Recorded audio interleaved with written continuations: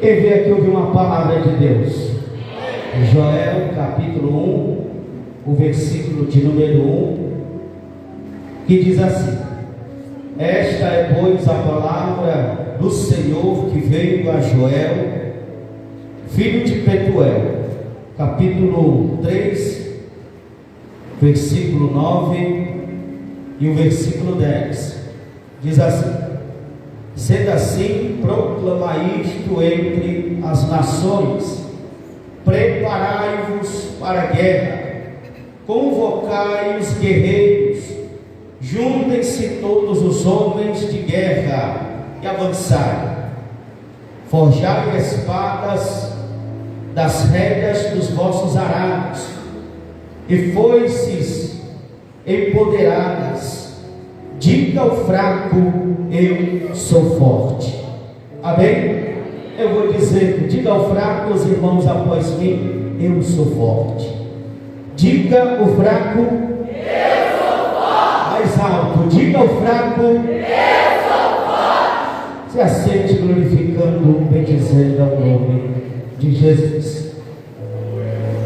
Meus irmãos, minhas irmãs, graças a Deus por esta oportunidade, por este tema, a vossa festa, que está aqui no livro do profeta Joel. Antes de nós entrarmos no capítulo 3, propriamente dito, o versículo da vossa festividade, é preciso, em primeiro lugar, nós considerarmos o contexto, para podermos nos localizar bem e aprender o que Joel estava dizendo e aquilo que Deus estava usando naquela ocasião. Como os irmãos bem sabem, quando se trata de um livro escrito e inspirado por Deus, por intermédio de um profeta, todo profeta ele é filho do seu tempo, mas a mensagem que ele profetiza, a mensagem que ele carrega, transpassa as gerações, porque a palavra de Deus ela não tem limite, ela não tem prazo de validade. A palavra de Deus ela é eterna, e a palavra de Deus nesta manhã aviva o nosso coração. Quando nós olhamos para o livro do profeta menor chamado Joel, eu sei que os irmãos bem sabem, não é menor pela importância apenas pelo volume escrito. Ele está em meio a uma sociedade que não estava adorando a outros deuses. Importante mencionar que Judá na ocasião não estava colocando dentro dos seus arraiais, dentro do templo, outros deuses de imagem de escultura. O que acontece na verdade é que Joel, este homem é levantado por Deus para falar propriamente para a igreja naquela época, para o povo que estava servindo a Deus, continuava com as suas obrigações, com as suas liturgias, mas infelizmente com o passar do tempo houve uma grande indiferença. Eles estavam apenas servindo a Deus em um protocolo, em uma liturgia, mas essa liturgia não havia vida, não havia espiritualidade. Eles estavam apenas dentro do templo com todas as suas obrigações, mas estavam distantes de Deus. Eles pensavam que continuar adorando daquela maneira, continuar servindo daquela maneira, estavam agradando o coração de Deus. Mas Deus, quando levanta, e logo Joel percebe a grande crise que se instaura naquela ocasião, e essa crise ela é causada no capítulo 1 pela indiferença daqueles que deviam adorar a Deus de todo o vosso coração. Porque na verdade, quando nós estamos aqui dentro do templo, quando nós estamos servindo a Deus, este serviço tem que estar aliançado, conectado com uma espiritualidade viva, com uma espiritualidade eficaz. A vida de Deus em nós tem que as vezes que nós servimos e servimos por servir, achando que nós estamos movendo o coração de Deus, na verdade, estamos nos enganando, porque considerando o contexto de Joel, a partir do capítulo 1, é Deus exatamente mostrando a ele todo um cenário completamente, ao nosso ver, contraditório para aquele tempo e aquele povo que servia a Deus. E isto se torna verdade porque a partir do versículo de número 2 do capítulo 1, essa mensagem do capítulo 1, ela tem dois públicos. Tem quantos públicos? Dois. O primeiro diz a Bíblia, versículo 2, para os anciãos, que eram ali as autoridades, e também todos os moradores da terra, que era Judá. Ou seja, essa mensagem ela foi dirigida em primeiro lugar para aqueles que tinham poder de liderança, para aqueles que tinham poder de influência. E quando diz o texto no versículo 2, para os anciãos, isto quer dizer para aqueles que sempre estavam lembrando o povo daquilo que Deus estava fazendo, daquilo que Deus fez lá atrás. Porque no próprio versículo 2, 3 em diante, o próprio profeta pergunta: por acaso aconteceu isso no passado? Isto está acontecendo nos nossos dias. Vocês estarão contando para os seus filhos e para o filho dos seus filhos. O que isto quer dizer? Aquilo que estava ocorrendo não combinava com aquilo que Deus havia feito. Os anciãos não eram somente as autoridades, mas sempre estavam lembrando o povo, dizendo: lembra quando Deus os arrancou do Egito? Lembrem bem de quando Deus abriu o mar vermelho, vocês passaram, atravessaram a pés enxutos. Lembra que Deus sempre preparou o maná do céu, a cardonice descia, a bênção de Deus os acompanhava. Se era noite, os anciãos eram obrigados a dizer: a coluna de fogo acompanhava o povo. Se era o dia, a coluna de nuvem os acompanhava. O que era isso? Ele estava liderando aquele povo, estava lembrando das maravilhas de Deus. Tanto é que o próprio Salomão diz: lembrai-vos do vosso Criador, porque a aliança feita a Abraão, a Isaac, a Jacó, era uma aliança que eles sempre tinham que lembrar, sempre tinham que retornar.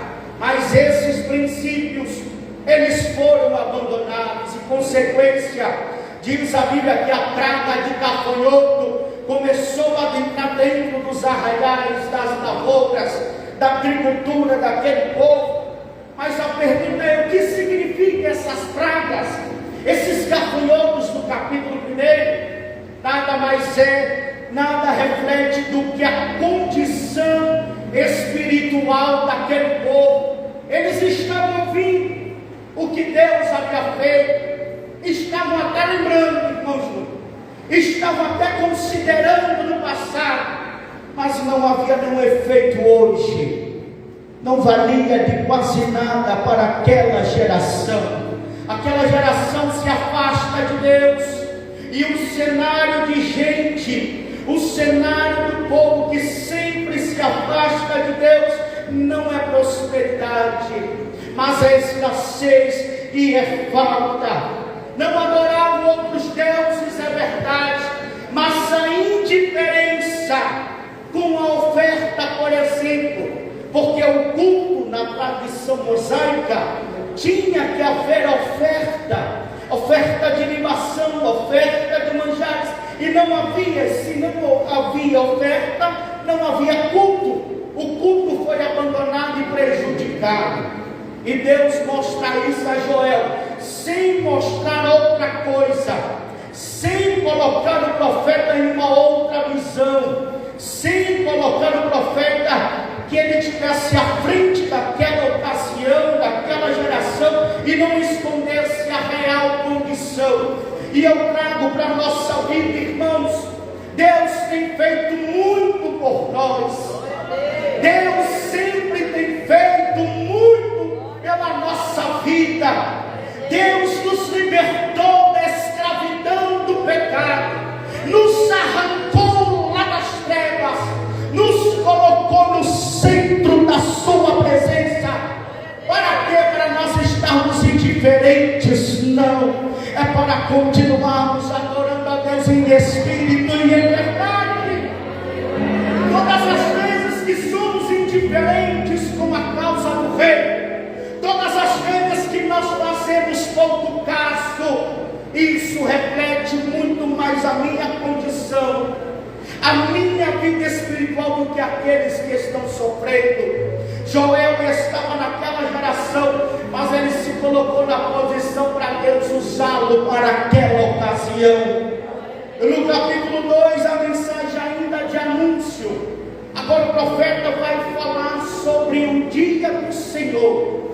E aquele dia do Senhor, do versículo 1 ao 11 do capítulo 2, era um período em que aquela descrição apontava um tempo escatológico.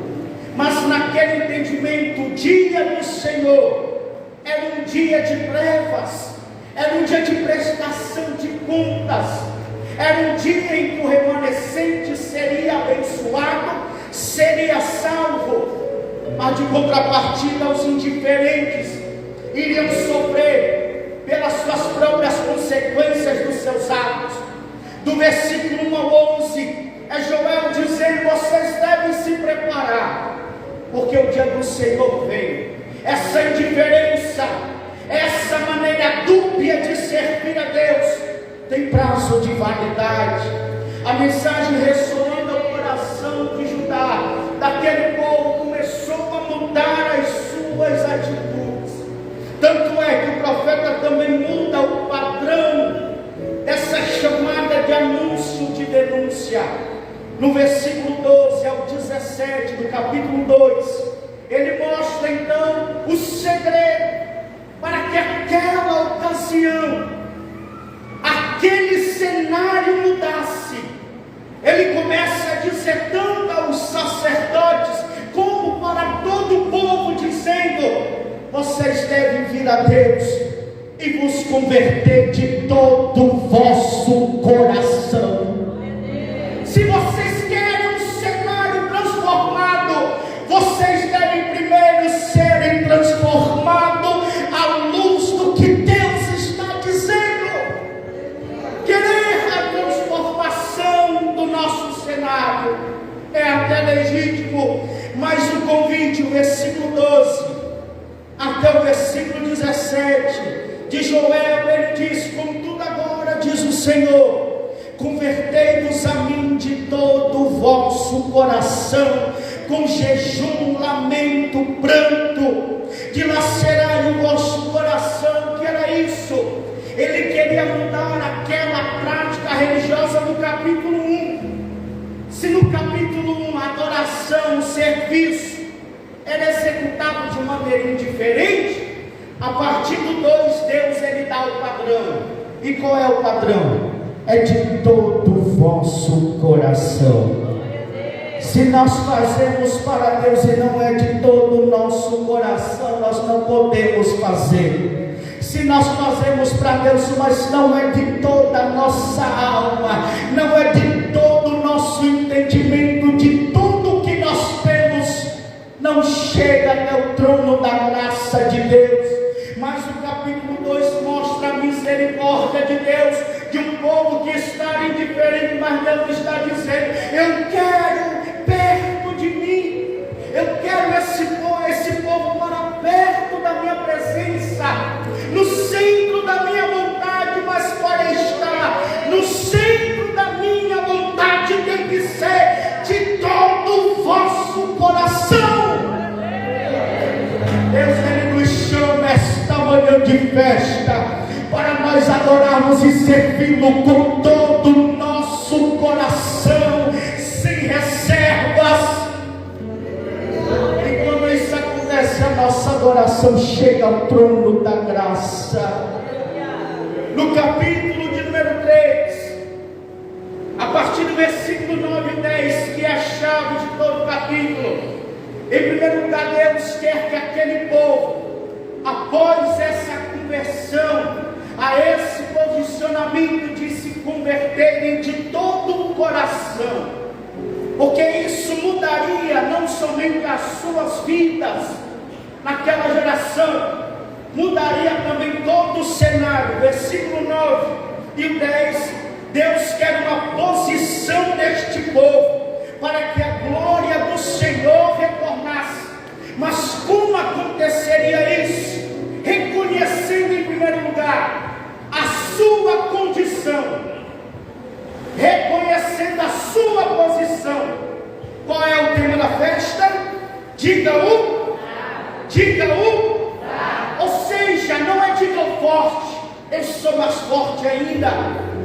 Deus queria naquela ocasião humildade, simplicidade. Ele queria uma adoração na essência, através do reconhecimento da sua posição. É por isso que ele diz: diga o fraco, porque para dizer o fraco, para o fraco dizer alguma coisa, em primeiro lugar ele tem que reconhecer que é fraco. Ele tem que reconhecer que a força não emana da sua sabedoria. Ele tem que reconhecer que a força emana do trono da glória de Deus. E se ele é fraco e ele diz isso, o cenário não muda através de uma confissão apenas positiva, aonde diz você é abençoado, aonde diz você quer mudar o cenário, olhe para dentro de você, porque dentro de você terá a resposta. Aqui não.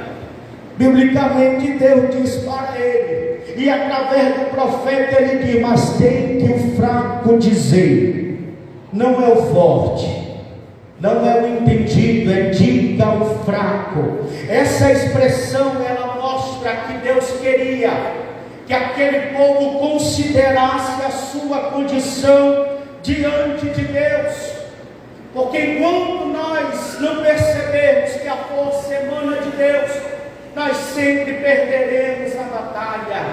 Enquanto nós não olharmos para a força que vem exclusivamente de Deus, nós sempre sofreremos, porque fora de Deus não há força, apenas uma ilusória resistência.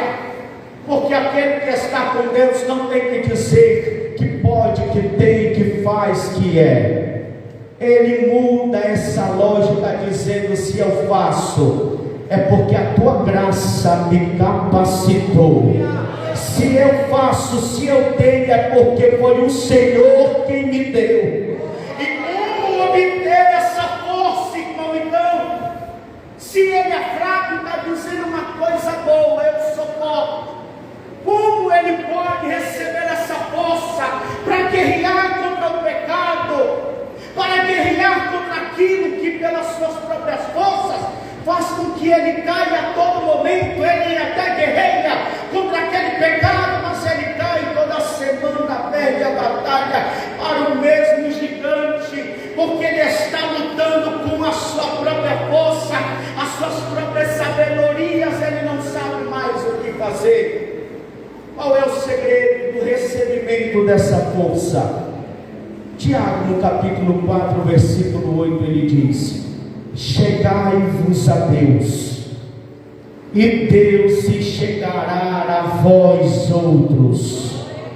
Essa força de que nós precisamos está na intimidade para com o Senhor nosso Deus.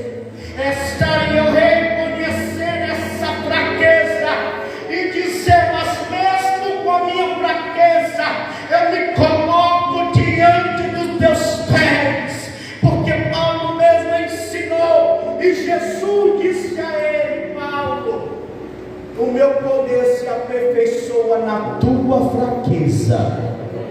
Porque a glória que o pregador acha que tem, que o crente acha que tem, não é dele. Essa força emana de Deus, essa capacidade emana de Deus, essa fortaleza emana de Deus.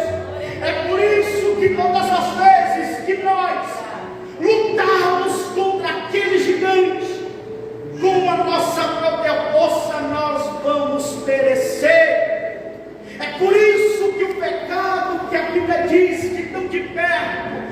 assedia, que está tão perto, ele vem com uma força, como que de uma avalanche para destruir.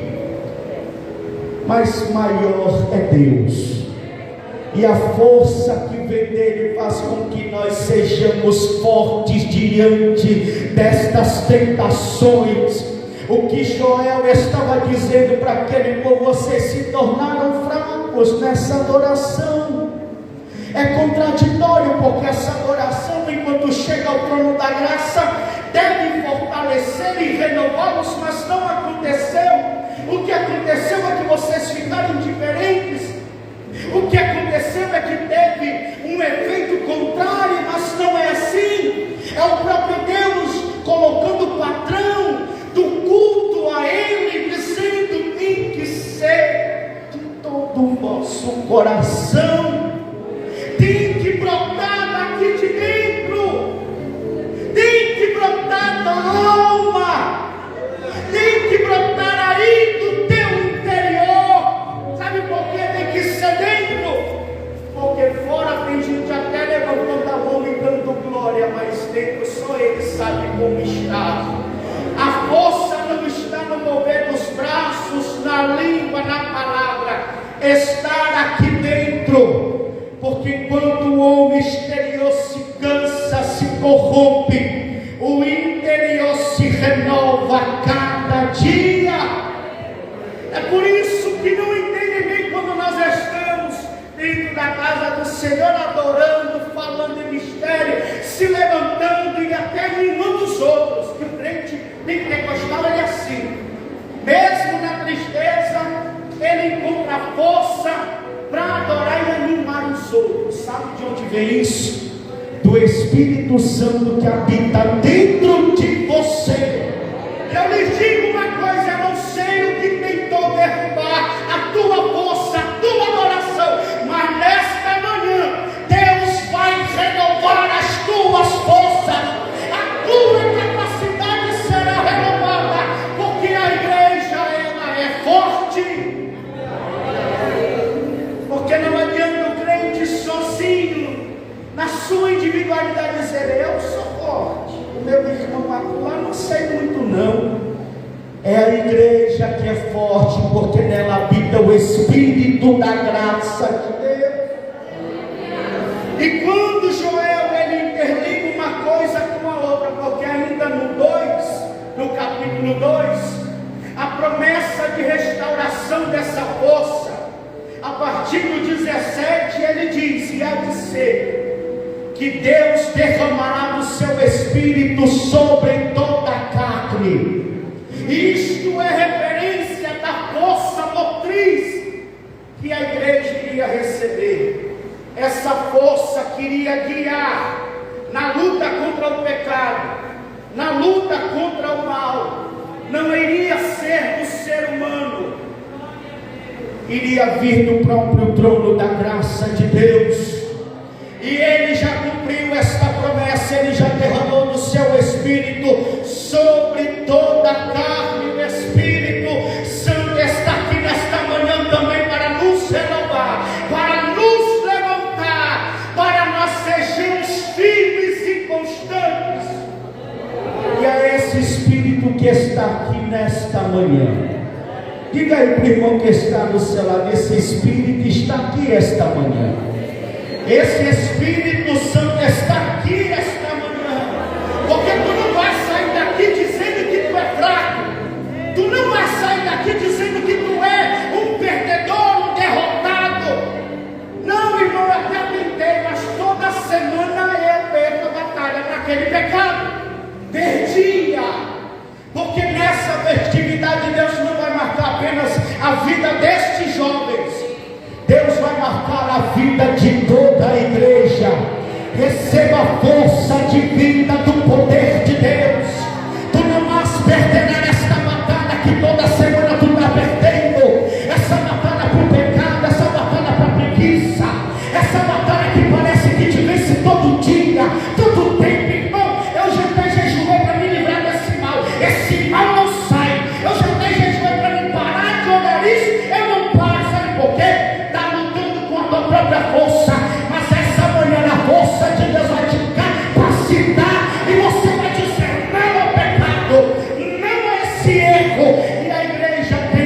Espírito de Deus. Nós não fomos chamados para lutar com a nossa própria força. Apesar da fraqueza que nos habita também o Espírito da graça de Deus. Por que caminhar só, resolver essa questão só? Por que lutar sozinho contra esse mal que parece que é um gigante, que derruba todo o tempo? Interessante é que o jovem leu aqui, ele mencionou que Golias e Davi. Interessante é que Golias nunca triscou num dedo em Israel.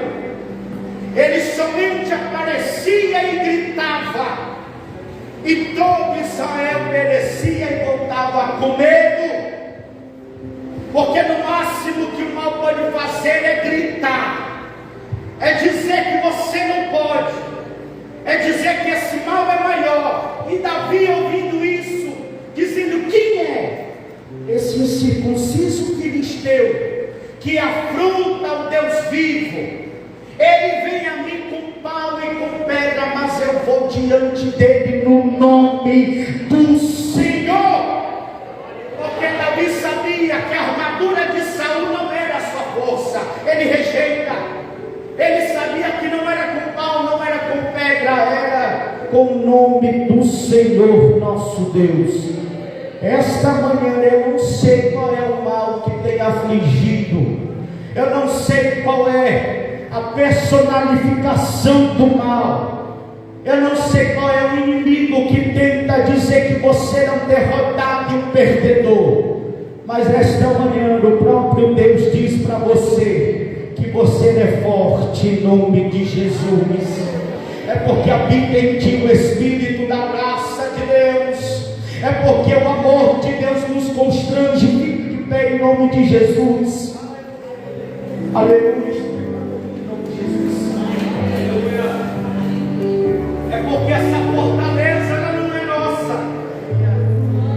Essa fortaleza não é da sua sabedoria. Essa fortaleza ela vem de Deus. Todas as vezes que nós lutarmos, jovens que ouçam em nome de Jesus, todas as vezes que nós lutarmos contra o pecado, com a nossa própria força, nós pereceremos, seremos derrotados. Nós não somos crentes para vir à igreja somente. Deus ele não nos resgatou do mundo vil de trevas somente para nos dar uma carteirinha de membro. Ele mudou completamente a lógica da nossa vida. Antes vivia segundo o curso do mundo, agora o curso aqui é outro, a direção aqui é outra. A direção a que Deus nos colocou é o caminho do seu Espírito Santo, porque na própria tentação dele, ele não foi pelo deserto para o deserto, porque o diabo pegou no colarinho da sua orla e o levou para lá. A Bíblia diz que pelo Espírito ele foi ao deserto para ser tentado pelo diabo. Esse Espírito que o levou até lá não o abandonou, na verdade o empoderou mais ainda para guerrear contra todas as tentações advindas do diabo, porque ele é a fortaleza da nossa vida. Esse tema aqui ele não é por acaso. Nós podemos levantar a mão e agradecer, dizendo: obrigado por ser minha força de cada dia. Nós podemos levantar a nossa mão esta manhã em oração em nome de Jesus, pedindo perdão, dizendo: Senhor, não me perdoa, porque quando eu lutei achando que eu era forte, eu perdi. Mas eu compreendi que a minha força ela vem de ti. Eu compreendi que a minha força ela vem do alto, e que sem o teu Espírito Santo eu não posso vencer. Sem o teu Espírito eu não posso aguentar o teu osso todos os dias. Sem o teu Espírito eu não posso enfrentar aquela situação, porque eu sou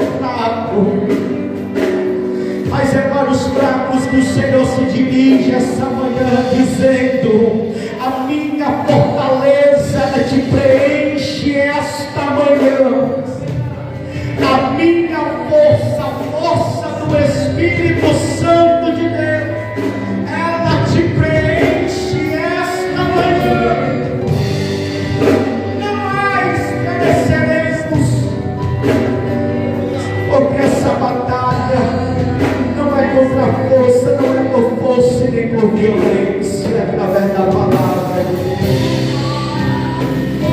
Receba a virtude do Espírito Santo esta manhã. Receba a força, jovem, para você não perder contra as tentações do diabo. Em nome de Jesus. Baixa aqui um pouquinho em nome de Jesus. Eu gostaria de orar por você que está fraco, que veio aqui esta manhã, nem sabe de onde tirou a força, está lutando contra aquele mal diariamente, e por vezes aquele mal é tão gigante, mas você que reconhece que só vai vencer pela força que virá do trono da graça esta manhã, eu gostaria de te convidar para vir à frente em nome de Jesus.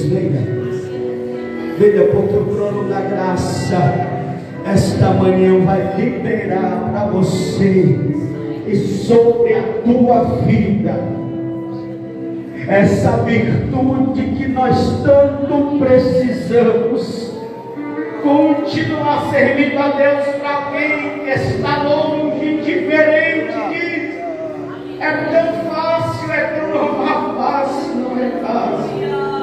Aleluia, aleluia, aleluia, aleluia, não é fácil.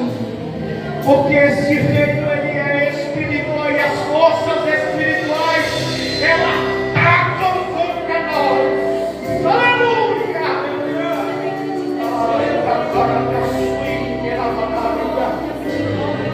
mas não é a força que o pregador pode gerar, não é a força do jovem, não é essa força para nós resistirmos, aguentarmos.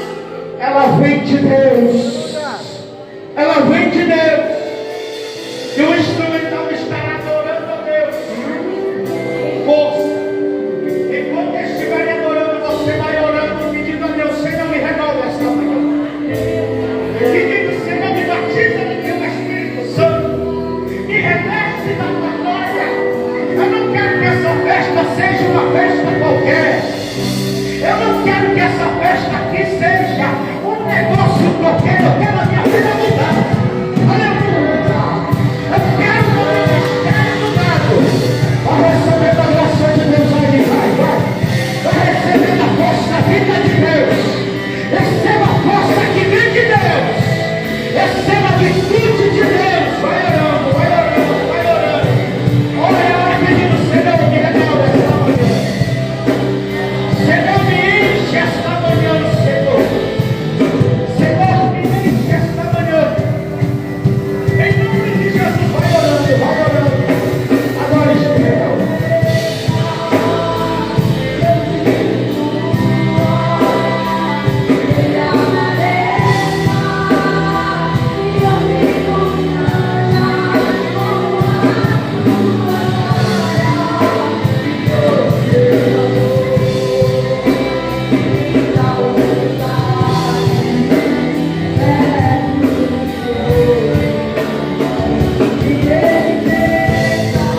Em nome de Jesus, renova Jesus. Renova teu povo agora, meu Pai. Enche do teu Espírito Santo, Jesus. Batiza, Jesus, em nome de Jesus. Vai curando toda fraqueza, cai envolvendo. Em nome de Jesus. Em nome de Jesus. Aleluia. Você que está recebendo, em nome de Jesus, desfrute. Aleluia. Aleluia. Aleluia. Aleluia. Aleluia. A nossa força não vem de ti, Senhor. A força na vida de ti. Coloque a tua mão aí no ombro do teu irmão, porque nós somos fortes uns com os outros. Coloque aí a tua mão no ombro do teu irmão. Jovens, vocês vêm ministrar aqui em nome de Jesus. Fica aqui por detrás. Vocês são o Joel desse tempo.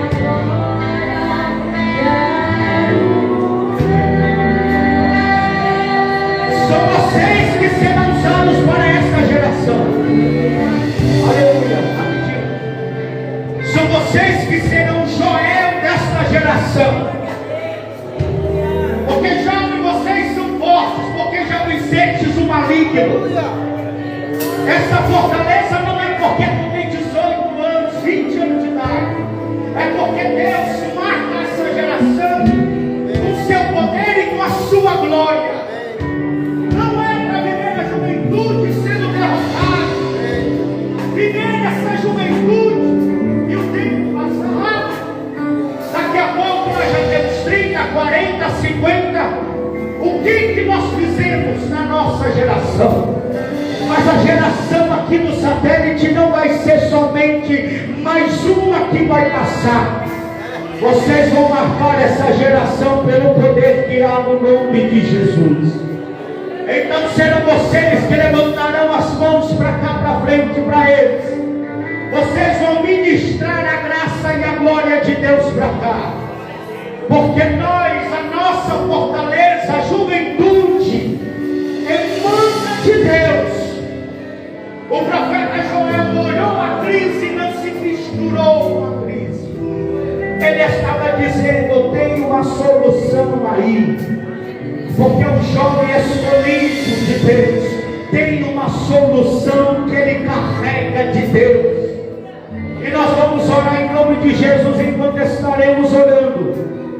O Senhor vai começar a renovar aqui, vai começar a curar, vai começar a ministrar no coração dos nossos irmãos aqui agora. Em nome de Jesus, comece a adorar em nome de Jesus. Levante as mãos, vamos orar juntos. Vamos orar juntos.